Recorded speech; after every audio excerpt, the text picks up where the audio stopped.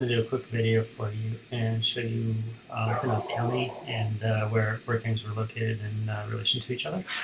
Hopefully you don't hear the baby sound machine or my dog barking in the background. We have Pinellas County here. As you can see, it is west of Tampa.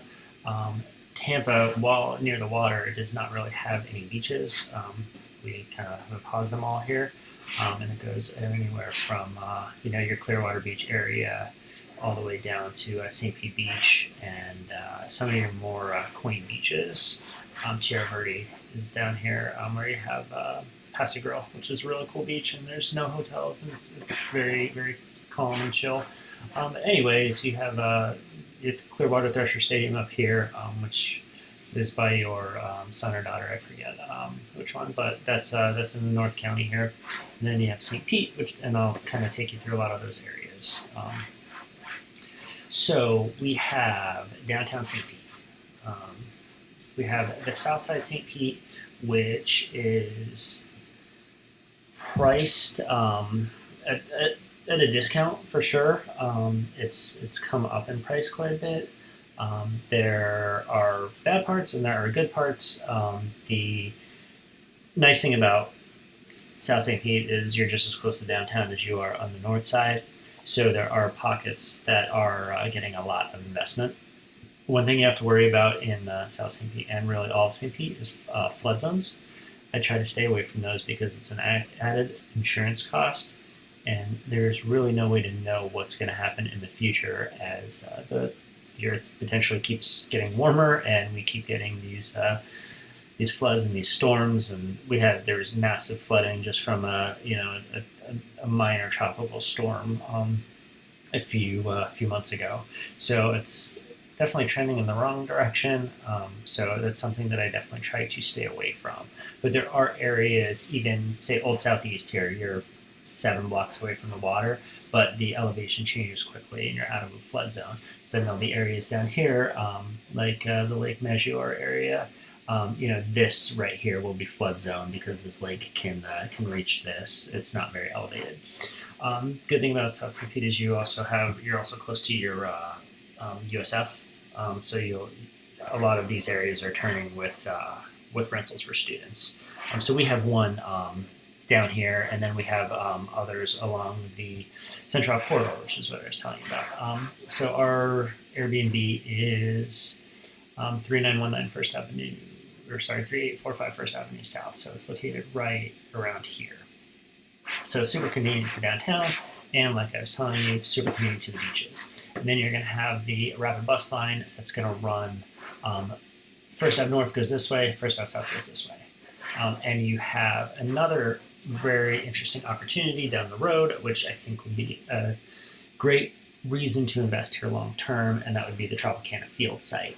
Currently the Rays play there, but it's up for debate what's going to happen in the future. Their lease is there through 2027, and we should start learning more soon. But this is a major development opportunity, as they are probably not going to be playing there anymore.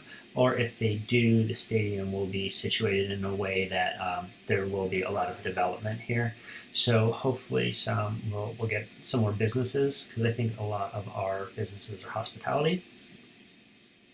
But I guess we also will have more people moving here that will be working from home. So maybe we don't need a major business. Right now our major businesses are Raymond James Lake, named for the lake in the middle here, 22nd to 9th, MLK to 4th Street, Historical Northeast. You're not going to find any investment opportunities because those are your $700,000 and up houses. Crescent Heights and Greater Woodlawn mirror these two, and same thing, great neighborhoods. Those are actually probably your better live-in neighborhoods. And then as you go more west is some of your areas for the one that I sent you, that's the nice fixed up Airbnb, is just a little bit north in a little bit better of a neighborhood than your corridor, just because it feels more like a neighborhood. And Kenwood is great too. So Kenwood, Evil St. Paul's, Crescent Lake, Historic Uptown, and Historical Northeast are going to be some of your better neighborhoods. And then there's definitely some more opportunity for investments over here. I think the further north and the further west in this area, it's a little bit more. I'd call it like working class. So you're going to get more of your long-term rentals there. Maybe not as much opportunity for an Airbnb, but anywhere kind of in this area around here would make a good Airbnb because I think you could say, hey, you're 10 minutes from the beach, you're 10 minutes from a great downtown. And then the beaches, they you definitely can cash flow them, especially if you're Airbnbing it, but you do get into the flood insurance problem again. So you just kind of have to work that into your numbers. It's tough though, just not knowing what that's going to lead to in the future. So I think those are the areas that I wanted to touch on as you get to Clearwater. I I know South Pinellas more than I know up here. I mean, Dunedin's great. There's legal Airbnbs, but they're a fortune just because it's such a cool area. Safety Harbor's a great little town too. I don't actually know what their stance on Airbnb is. I can look into that for you if we find the property up there. Largo is seems to have a lot of just block solid duplexes, and that's the good thing about block versus wood frame is your insurance is going to be cheaper, and a lot of times that can be substantial. So finding a nice block property, with a new roof, your insurance can be half the price of an older wood frame property that doesn't have a new roof. So just something to think about there. I still seem to be a sucker for wood frame houses, but I think you're somebody smarter than me would be buying more block houses if possible, and I'll try to do that in the future. Some of ours are just your older wood frame, but those were the deals at the time. So I think that touches on most of the areas. I think Dave lives somewhere in here, either Madeira or North Reddington. And then you get your Indian Rocks Beach, which is the vacation friendly one. And then, yeah, Honeymoon Island up here is great. There's a lot more long term rentals up here as well if you get into Holiday and you get into to Newport Richey. Those are going to be your block homes. They're built more in the 80s and 90s. A lot of those neighborhoods popped up then. The prices are cheaper. So I think there's a lot more single family homes in that you could cash flow. And, hopefully that appreciation will just keep going with everybody moving down to Florida.